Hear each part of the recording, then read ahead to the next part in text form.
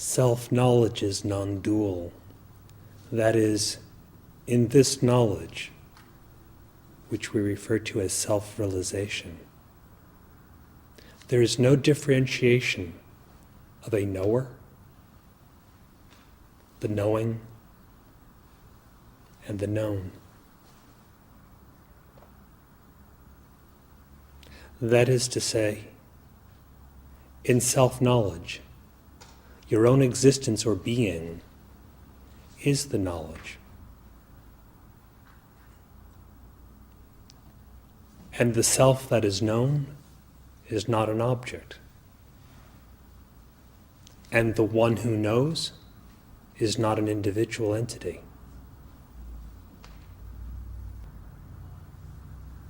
The Upanishads declare Tattvamasi, that you are. That meaning Brahman, or the Absolute, which is the Self. The declaration is that you are that. Not that you are someone who can stand apart from that, to be ignorant of it or to conceive of it. Self-knowledge, therefore, is not something perceptual or conceptual. It is something else entirely. The self to be known, or Brahman, is not an object. The knowing is not perceiving or conceiving when it comes to self-knowledge. How all of this is so is easily comprehended if you examine, deeply inquire into the nature of the knower, that is, yourself. The individual does not realize the self. Only the self can know itself. And if the self knows the self, there is nothing else to be known, for that alone is the abiding reality, or pure existence.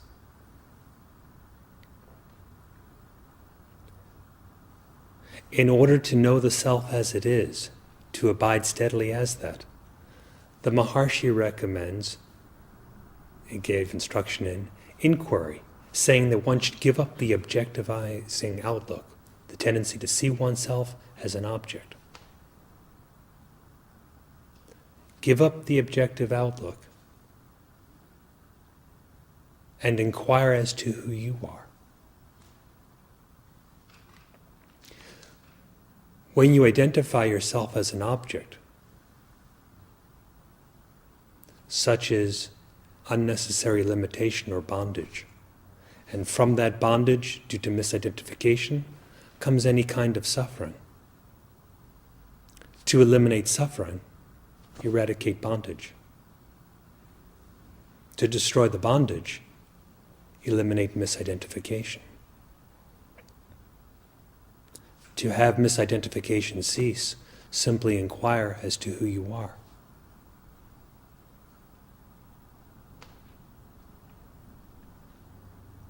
If you misidentify as an individual, or as a mind, or as a body, all of that is clinging to the objective outlook. It is taking that which is non-objective, your being, and imagining it to be something.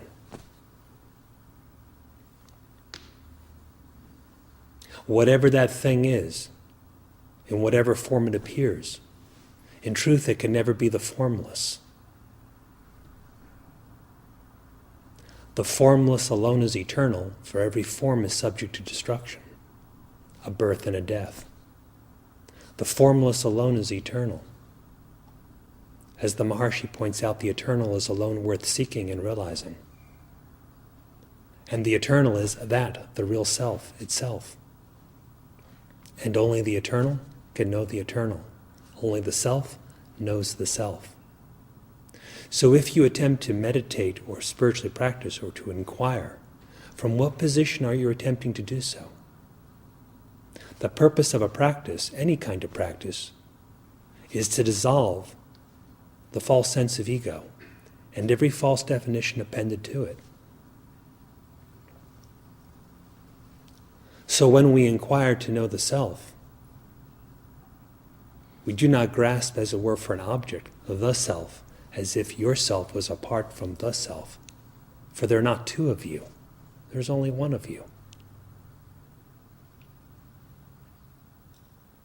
Rather, making one's vision non-objective, actually inquire as to what your nature is, what your very existence is, and cease to misidentify with a body or any of the attributes or activities of a body, with a mind or any of the states or modes or thoughts of the mind,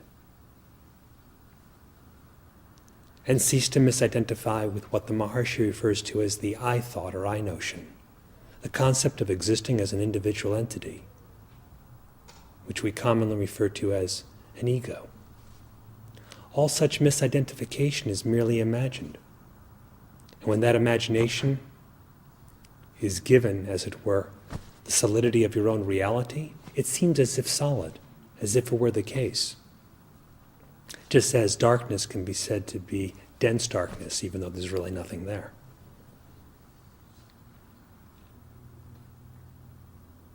If you inquire, that's like bringing light to dense darkness. What happens to the darkness? Being insubstantial, it simply vanishes. It is like that with all of our bondage or ignorance. If we simply inquire to know who we are, the bondage, the misidentification, the ignorance vanishes.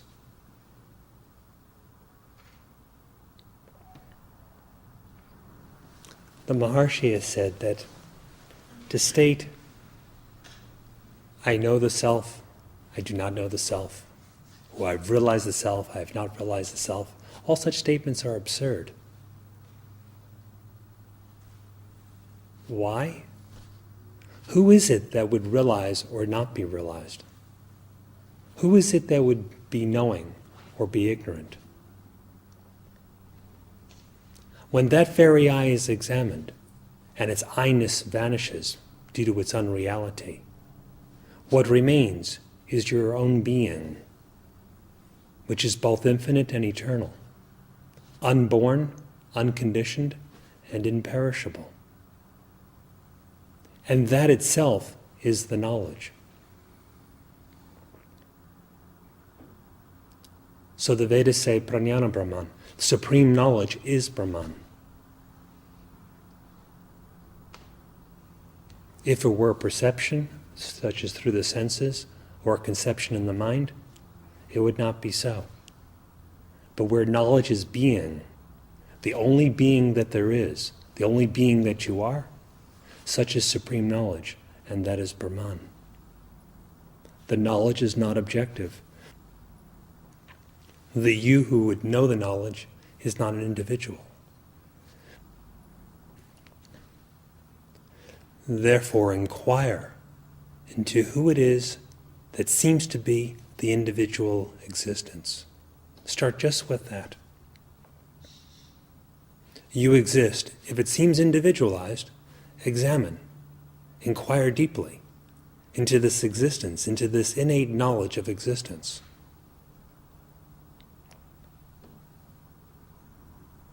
The power of such inquiry is inherent in the self. It does not belong to the imagined individual.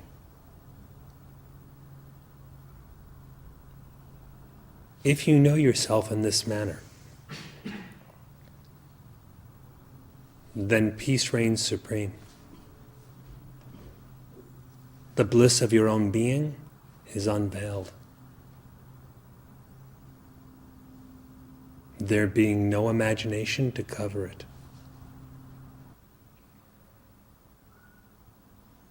If you understand what has just been imparted, abide in the knowledge of yourself. If you do not comprehend it, just abide in the knowledge of yourself. If you agree with it, if you disagree with it, if you half and half of any of these combinations, still abide in the knowledge of yourself.